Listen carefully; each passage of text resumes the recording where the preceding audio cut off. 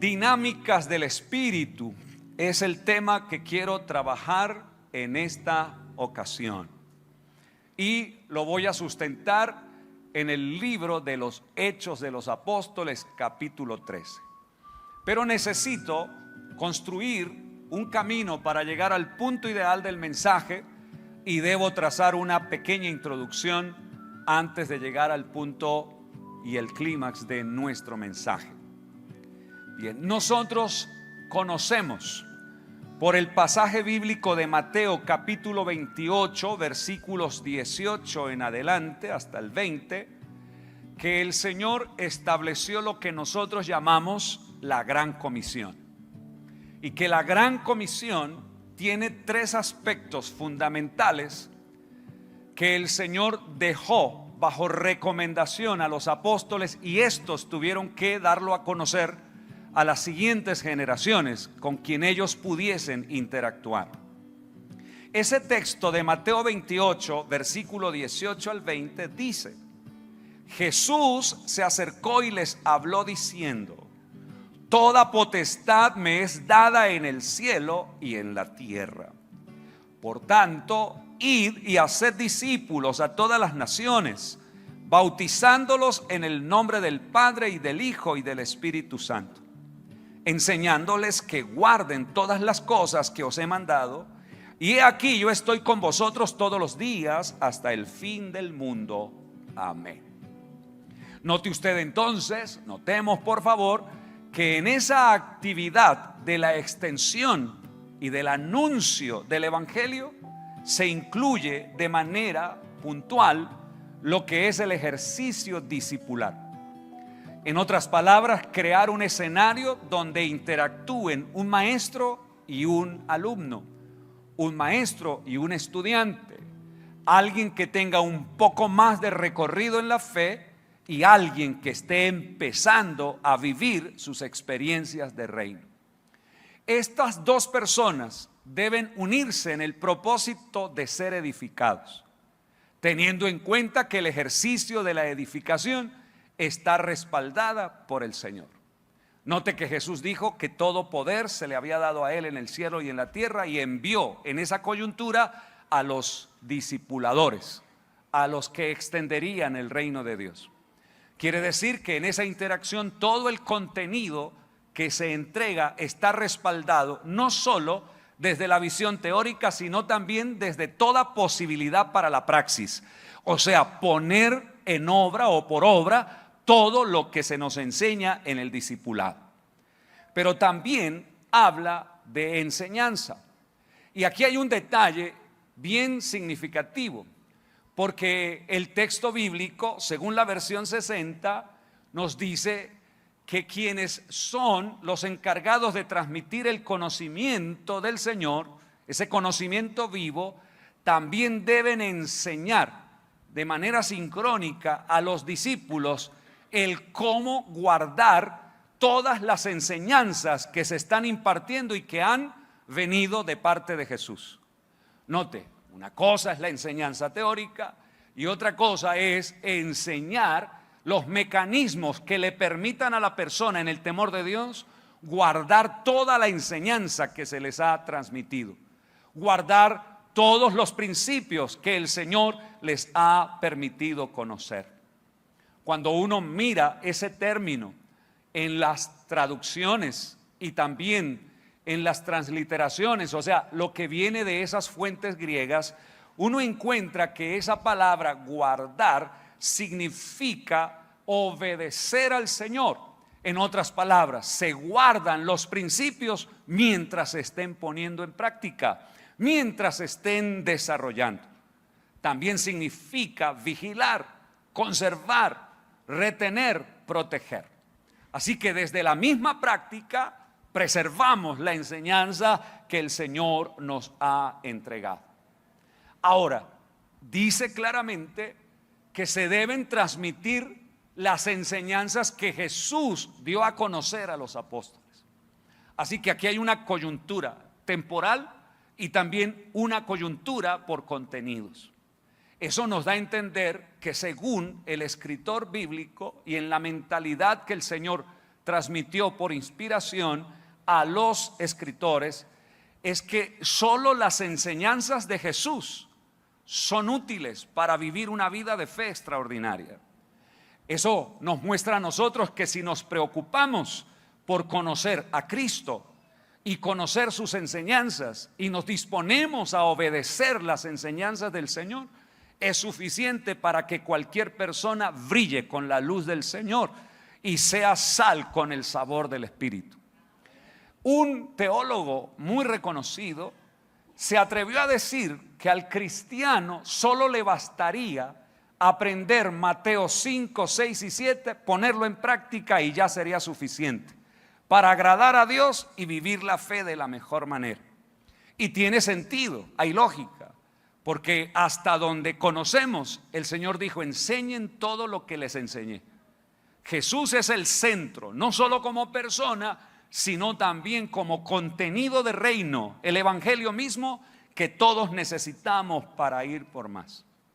Pero entre esos asuntos que el Señor enseñó, hay unas temáticas amplias que uno debería colocarlas como trascendentales, transversales e importantes en todo el sentido de la palabra. Él habló mucho del Espíritu Santo y los escritores lo registraron así. Mateo 3:11, Lucas 3:16 y Marcos 1:8 hablan del bautismo con y en el Espíritu Santo. Muy claramente dice que Jesús bautiza con el Espíritu Santo, que Jesús bautiza en el Espíritu Santo. Eso quiere decir que si es uno de los temas predilectos del Señor, a uno tiene que interesarle eso. Y debo disponerme en cuestión de tiempo y de ánimo, ser intencionado en hablar con el Señor en nuestros tiempos de oración sobre los temas que Él enseñó. Porque si conocemos lo que Dios dijo en Cristo Jesús y lo vivimos, preservamos las enseñanzas del Señor. Pero también los escritores de los evangelios nos muestran a nosotros condiciones espirituales como la llenura del Espíritu Santo, por ejemplo. Lucas 1:67 nos habla de que Zacarías, siendo lleno del Espíritu Santo, profetizó. Uno puede pensar mucho acerca del texto, pero lo interesante es que Jesús habla de una condición ideal en el Espíritu para manifestar el Espíritu. Jesús, según el escritor, muestra que hay una condición ideal para que lo espiritual sea transmitido y mientras se transmita sea preservado, sea guardado, sea protegido. Quiere decir que la profecía genuina será preservada y podrá ser utilizada si el vaso está viviendo una condición de llenura espiritual, o sea, de una comunión continua en el Señor, no de una comunión interrumpida. Cuando uno lee Lucas 2:25, por ejemplo, habla de Simeón, un hombre justo, piadoso, que esperaba la consolación de Israel, y dice que el Espíritu Santo estaba sobre él. Así que esa expresión muy hebrea y muy del Antiguo Testamento es llamativa, porque lo que está queriendo decir es que la presencia de Dios reposaba en esa persona. La presencia de Dios se mantenía en esa persona. Y ese es un tema que a todos nosotros nos debe interesar. Sobre todo en un mundo como en el que vivimos, donde la gente tiene idea de estar perdiendo la comunión con Dios con facilidad. Y muchas personas no avanzan porque se sienten por fuera de ese techo divino. Yo soy de los que creo que la comunión con Dios en un creyente genuino se mantiene.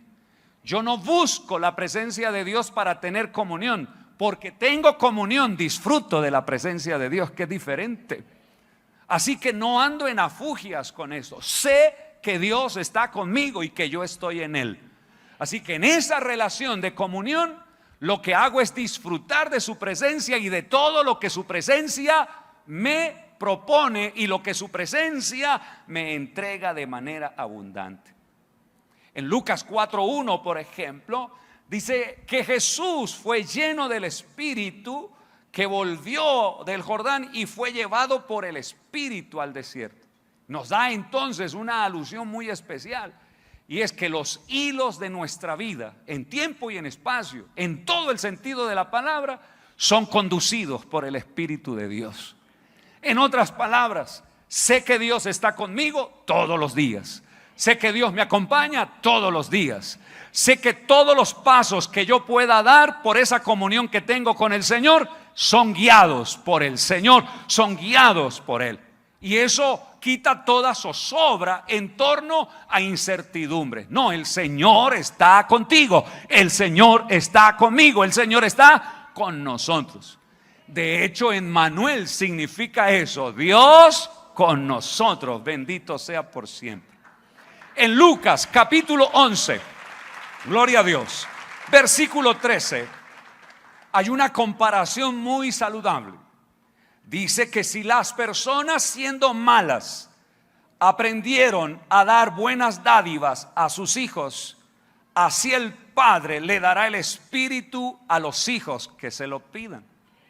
Si el Espíritu Santo es tan importante al punto de que, aún sabiendo que lo tenemos, hay que pedirlo para que se manifieste, eso debe ser para nosotros prioridad también. Vamos a decirle al Padre: necesitamos al Espíritu en todo lo que Él puede manifestarse a nuestra vida. Pero también Lucas, por ejemplo, habla de que el Espíritu Santo se convierte en un maestro y que nos enseña en condiciones extremas a hablar para resolver las situaciones difíciles en las que nos encontremos. Y eso me gusta, porque sé que no estaré desprovisto en ningún momento, por difícil que sea, de la presencia del Espíritu. Sabré qué hacer y sabré qué hablar. Sabré cómo resolver las encrucijadas en las que me encuentre en algún momento de mi vida. El Espíritu Santo es sumamente valioso para nosotros. Y creo que nosotros deberíamos prestarle un poco más de atención a lo que Jesús dijo. Ahora, si nosotros reflexionamos con respecto al ejercicio discipular de las congregaciones hoy, vamos a encontrar algunos vacíos y necesitamos ir corrigiendo estas anomalías que tenemos. Porque nuestros discipulados tienen mucha virtud teórica, pero quienes imparten los discipulados no siempre garantizan tener la experiencia en lo que enseñan. Así que muchas personas enseñan de la oración, pero no son oración. Muchas personas enseñan la palabra, pero no viven la palabra desde el conocimiento mismo. Muchas personas hablan del fruto del Espíritu con majestuosidad, pero uno los nota desazonados en momentos donde se requiere el fruto del Espíritu Santo. Hablamos del amor, pero no somos amorosos. Creo que estamos perdiendo grandes oportunidades por no compensar el ejercicio de lo que hacemos con la virtud testimonial de ser carne por la palabra, pero una carne sustentada en la palabra, o sea, ser vida en la palabra por la palabra. El Espíritu es un asunto céntrico. El Espíritu Santo es una persona céntrica. Los roles del Espíritu Santo son céntricos para la iglesia y deberíamos prestarle un poco más de atención a esto. Por lo general, cuando uno va haciéndose mayor en el Evangelio, hay disciplinas que se dejan de desarrollar y no debería pasar eso. Por el contrario, entre más conocemos del Señor, más queremos ahondar en su presencia, más deseamos ahondar en su presencia. Y creo que podemos hacerlo. Pero hay algo también significativo y Juan lo expresa. En Juan 7:37 lo podemos conocer. Dice allí lo siguiente, Juan 7:37. En el último y gran día de la fiesta, Jesús se puso en pie y alzó la voz diciendo: si alguno tiene sed, venga a mí y beba. El que cree en mí, como dice la Escritura, de su interior correrán ríos de agua viva. Y note lo que ajusta: Esto dijo del Espíritu que habían de recibir los que creyesen en Él, pues aún no había venido el Espíritu Santo, porque Jesús no había aún sido glorificado. Entonces, este escritor nos deja ver a nosotros el valor que tiene el hecho de conocer a Jesús, pero subraya, como dice la Escritura. En otras palabras, hay un trazo que hay que conocer, un trazo redentor. A Jesús hay que conocerlo en su máxima expresión, para que nosotros podamos asentir, o sea, tomar con responsabilidad todo lo que es Cristo, todo quien es Cristo, todo lo que de Él emana para nosotros. Si nosotros creemos esto como la palabra lo enseña, dice que sin mayor esfuerzo, solo porque es un asunto y un misterio del reino, se desatará el Espíritu a la manera y la forma que se desatan las corrientes de las aguas para llevar vida y vida en abundancia. Porque la vida que el Señor nos ha entregado es una vida abundante, con muchas posibilidades, con muchas opciones en Dios. Así que el Espíritu Santo debe ser manifiesto en cada uno de nosotros. Ninguno de nosotros debería estar pensando o diciendo que tiene limitaciones porque no tenga el Espíritu. Si creíste en el Señor Jesucristo, como dice la palabra, como dice la Escritura, ya en ti se gestó una corriente poderosa del reino. Hay vida en ti y Dios te va a sustentar en ese sentido. Hombre, qué bendición saber que la palabra de Dios nos permite conocer esto y que los nuevos discípulos conozcan esta realidad, que los contagiemos de la verdad y el sustento del reino, que podamos transmitirles a ellos lo que un día Pedro pudo entender, que tenemos las cosas de la vida y las cosas de la piedad listas para ser entregadas y en la comprensión del Espíritu disfrutar de estos horizontes. O qué tal que la gente pueda descubrir en nosotros lo que Pablo escribió en su carta a los romanos por allá en el capítulo 11 versículo 33, cuando dice que las riquezas de la sabiduría y de la ciencia de Dios están sustentadas en la profundidad, cuando dice que los juicios son insondables, que los caminos son inescrutables. Qué interesante que las personas puedan vernos a nosotros, sí, manifestar esta realidad del reino de Dios por causa del Espíritu Santo. Y que Dios pueda ser glorificado a través de tu testimonio, a través de lo que tú haces. El Espíritu Santo es necesario para todos nosotros. Por eso en esta mañana estoy pero muy intencionado en este sentido, que el Espíritu Santo sea también céntrico en nuestra fe, en lo que le compete a Él como persona de la Trinidad, en lo que a Él se le entregó para hacer en favor de cada uno de nosotros.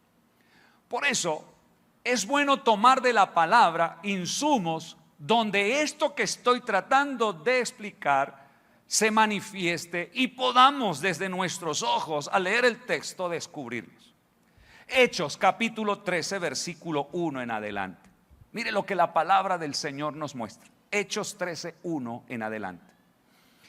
Dice: había entonces en la iglesia que estaba en Antioquía profetas y maestros: Bernabé, Simón el que se llamaba Níger, Lucio de Cirene, Manaén el que se había criado junto con Herodes el tetrarca, y Saulo. Y dice el versículo 2: ministrando estos al Señor y ayunando, dijo el Espíritu Santo: apartadme a Bernabé y a Saulo para la obra a que los he llamado. Entonces, habiendo ayunado y orado, les impusieron las manos y los despidieron. Ellos entonces, enviados por el Espíritu Santo, descendieron a Seleucia y de allí navegaron a Chipre. Note entonces que esta iglesia de Antioquía tenía unas características espirituales bien definidas. Número 1, sabían para qué se reunían. Número 2, disfrutaban de sus reuniones. En este segundo sentido, de disfrutar de la reunión, porque sabían quién era el objeto de su adoración. Sabían quién era el objeto central de su culto. Note usted que la palabra dice que ellos ministraban al Señor. Ellos no se reunían porque sí, tenían claridad en el aspecto cultico, en el aspecto de servir en adoración a Dios. Ministraban al Señor. Es más, sabían ayunar, no el ayuno que forza a Dios a responder a nuestras necesidades, sino el ayuno que propone un escenario, escúcheme, apropiado para que Dios hable y consolide aún más nuestras impresiones de Él. Yo lo llamo un ayuno de profundización, donde yo no voy buscando lo material, lo físico, voy buscando al creador del universo, al sustentador de la vida, voy buscando a aquel que puede saciar de bien a mi espíritu, voy buscando su justicia, y como busco su justicia, yo sé que terminaré mi tiempo de adoración y de servicio convencido de que Dios tiene respuestas para mí y que Él puede hablarme a mi vida, a mi espíritu, a mi ser. Note usted que esta iglesia sabía para qué se reunía, para quién se reunía, a quién ellos tributaban todo honor. Y de una manera especial, a lo mejor como un resultado directo, algo que para muchos es extraño, para ellos era muy, digámoslo así, frecuente: la voz del Espíritu. El culto de ellos tenía un valor agregado. Dios hablaba en su culto. Dios hablaba en sus reuniones. Ojo, y en ese culto, note usted, habían oídos rectores, maestros y profetas. Lo que quiere decir que todo lo que pasaba en el culto también era juzgado en cierta forma por estas autoridades que Dios había establecido en medio de ellos. Así que si Dios hablaba y se dio por sentado que era válido, es que porque a esos ministros también les pareció válido la voz del Señor. El Espíritu Santo hablaba. Pero el Espíritu Santo hablaba, en este caso, no para nutrir individualidades, no para nutrir a esas personas desde los asuntos propios de la individualidad, los asuntos propios de cada persona en sus intereses humanos y personales. No, el Espíritu hablaba desde el asunto del interés de cuerpo, de congregación, de iglesia, que tanto necesitamos en este tiempo. Necesitamos que el Espíritu deje de hablar tanto al ser humano individual y le hable más al cuerpo de Cristo. Note, no estoy diciendo que no le hable a la persona. Estoy diciendo es que le hable menos al ser humano y le hable más al cuerpo del Señor.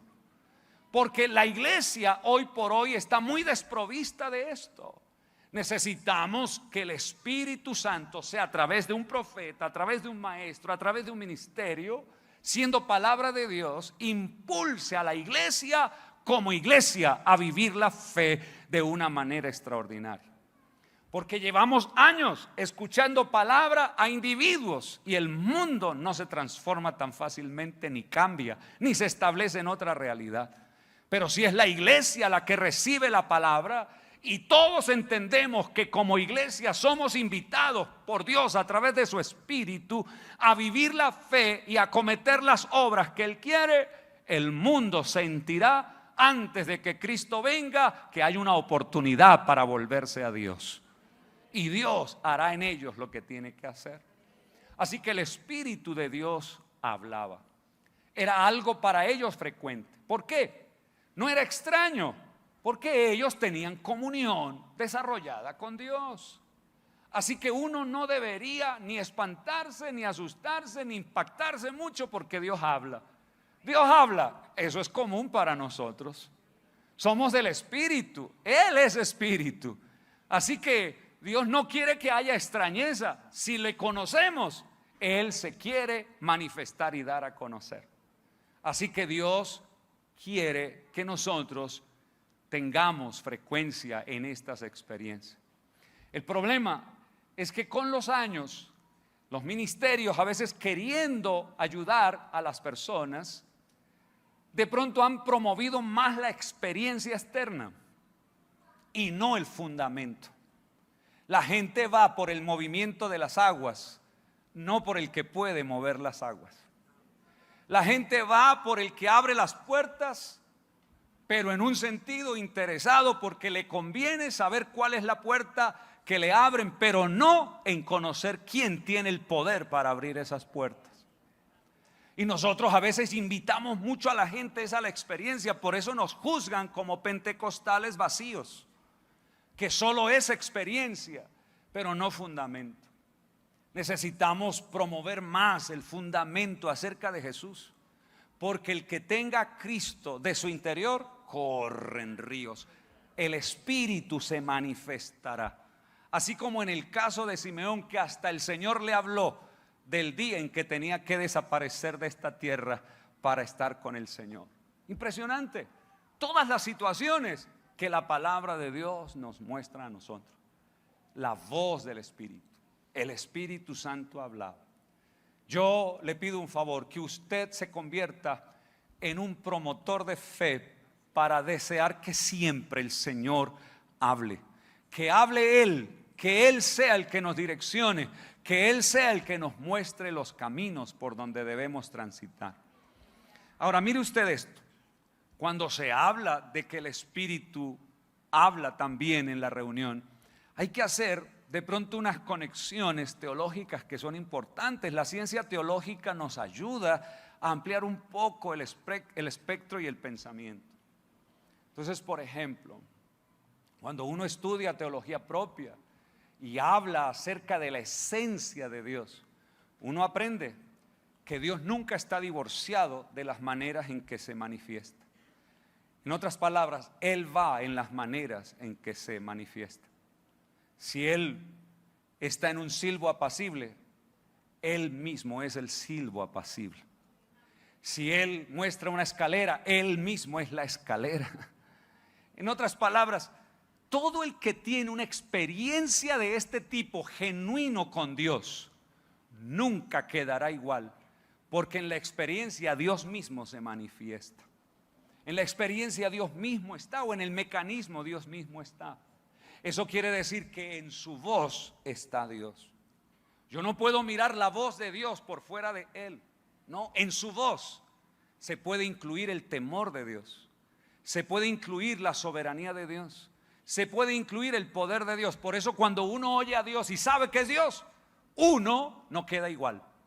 Uno siente que Dios está presente allí y le organiza a uno la vida para que pueda avanzar de manera especial. Lo mismo es con el ser humano. En la antropología bíblica se descubre que en la estructura misma del ser, lo que tiene que ver con esa parte inmaterial, lo que es emociones, sentimientos, voluntad, todo lo que es el hombre adentro se manifiesta y la palabra lo evidencia. Así que en la voz está también la naturaleza del que habla.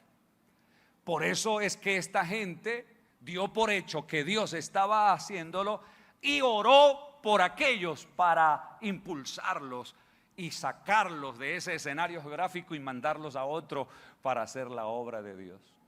Por eso es tan importante que Dios hable. Es que mire, si esto se cumpliera, a nosotros los pastores no nos tocaría el trabajo de estar repitiendo las cosas, ni a nuestros pastores de estarlas repitiendo a nosotros. Porque si el Espíritu habla, uno da por hecho que es así. Y uno de una vez se pone pianito en lo que Dios está diciendo. Pero como estamos desenfocados o desarticulados de esta realidad, nos toca así. Y esto se puede aplicar para la familia, para lo que sea. Si el Espíritu de Dios habla a un hijo sobre el respeto a los padres, pare de contar. no necesita más nadie que le diga nada. Él ya sabe, porque Dios colocó una impresión de respeto, de obediencia, de sujeción y de todo lo que implica, sin que nadie más se lo tenga que recalcar. Necesitamos la voz de Dios más frecuente de lo que nosotros la oímos, y verá que Dios hará algo extraordinario. Pero en este caso, por ejemplo, dice que el Espíritu habló sobre apartar personas para la obra que les llamó. Quiere decir que ese tema de la voz del Espíritu y el asunto que trató es sumamente valioso, y nosotros necesitamos afianzar un concepto especial. El Espíritu siempre tiene un tema coyuntural para hablarle a la iglesia. O sea, el Espíritu no habla por hablar. El Espíritu habla para que la iglesia camine en torno a la voluntad de Dios. Para eso me gustaría que me acompañara a Juan 16, 12 al 14, y con esto vamos cerrando el mensaje. Note esto, Juan 16, 12 al 14. Dice: aún tengo muchas cosas que deciros, pero ahora no las podéis sobrellevar. Pero cuando venga el Espíritu de verdad, Él os guiará a toda verdad. Pero note este detallazo del escritor: porque el Espíritu no hablará por su propia cuenta. Si usted quiere saber de un texto donde se cumple la sujeción en las personas de la Trinidad, mire esa. El Espíritu no habla por su propia cuenta, sino que hablará todo lo que oyere, y os hará saber las cosas que habrán de venir. Él me glorificará, porque tomará de lo mío y os lo hará saber. Entonces este pasaje es desafiante en la interpretación, y tratando de hacer una aproximación interpretativa, trate de pensar en una reunión donde está el Padre, está el Hijo y el Espíritu Santo, y están interactuando sobre los asuntos del reino. Y hay un momento en la conversación donde el Hijo toma la palabra y Él habla, y el Espíritu toma una posición con respecto a lo que el Hijo habla. Dice la palabra que Él hace silencio, escucha lo que el Hijo está diciendo, porque la misión del Espíritu es hablar lo que oyere decir al Hijo. Así que el Espíritu recibe todo lo que oye al Hijo hablar, para soltarlo en algún momento donde haya una congregación que necesita oír la voz de Dios. ¿Y cuál es el tema predilecto de Jesús? El tema que extasía al Espíritu Santo escuchándolo hablar a Él como Hijo de Dios, como Dios mismo: el reino. Y en el reino está la redención, la salvación. En el reino está el salvar al mundo. Por eso el texto es extraordinario. El Espíritu hablará todo lo que tenga que hablar para glorificar al Hijo. Donde haya un oído presto a escuchar la voz de Dios, el Espíritu soltará todo lo que ha escuchado en esa reunión al Hijo de Dios. Qué interesante. Había leído ese pasaje, ¿cierto? Pero también el pasaje nos muestra y nos dice que cada vez que el Espíritu habla, el Hijo es glorificado. Así que Él no va a hablar por hablar, porque cada vez que Él hable, Él glorificará al Hijo. Aleluya. Esto no es reunirse por reunirse. La inflamación del órgano de la reunión, reunionitis. No, esto es reunirse para adorar a Dios, darle a Dios toda gloria y honor, pero también para escuchar lo que el Espíritu hablará, porque escuchó lo que Jesús quiere que sepamos. Y si Él nos habla lo que Jesús quiere que escuchemos, ninguno de nosotros será una carga para nadie. Porque si Dios nos habla, Él nos dirige a cumplir el propósito de Dios. El Espíritu Santo es necesario. ¿Cuántos dan gloria a Dios por eso? ¿Cuántos alaban al Señor por eso? Necesitamos al Espíritu. Yo me catalogo como pentecostal, pero no soy pentecostal porque solo hablo en lenguas. Soy pentecostal porque sé que Dios habla.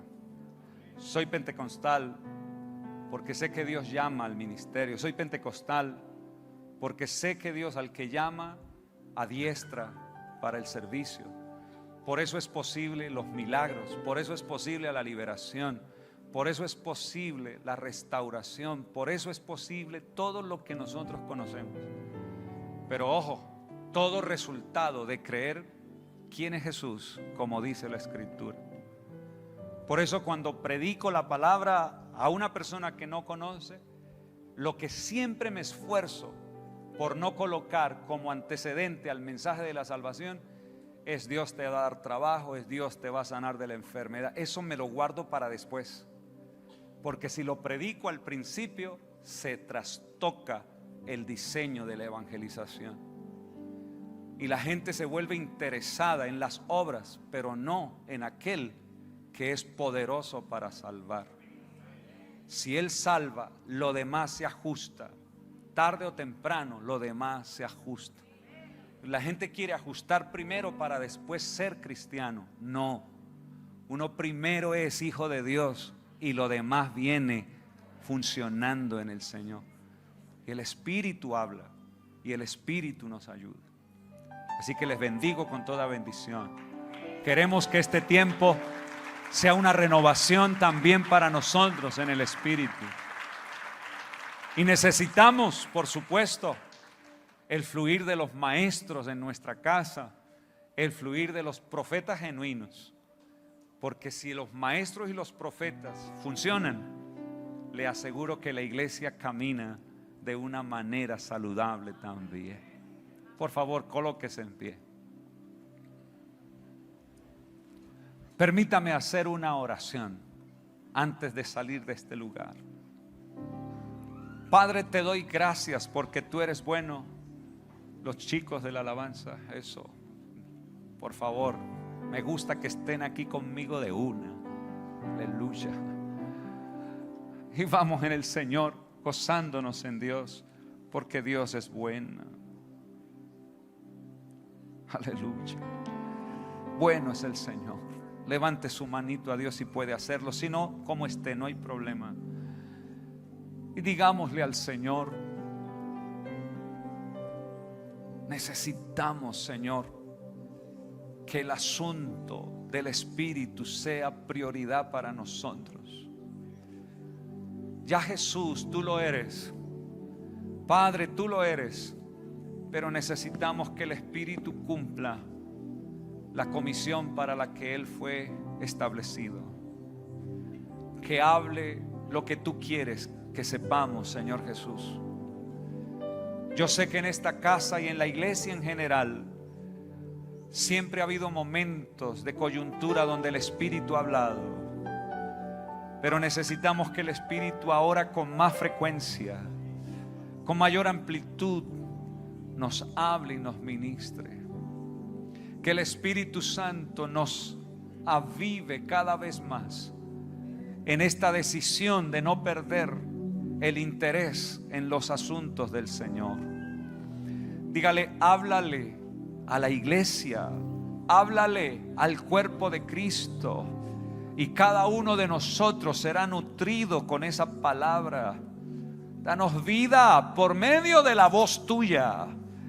Y permite, Espíritu Santo, que cada vez que tú hables, nuestra vida también glorifique al Señor de manera especial. Tómese un minutico, dígale al Señor: yo recibo la palabra. Diga, yo me hago uno con la palabra.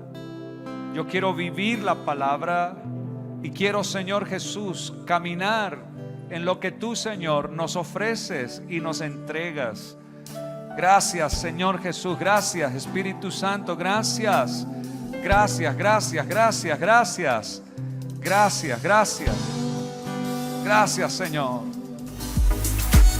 Síguenos en nuestras redes sociales en Facebook, Instagram y TikTok como @CFA Colombia y en YouTube como Centro Familiar de Adoración.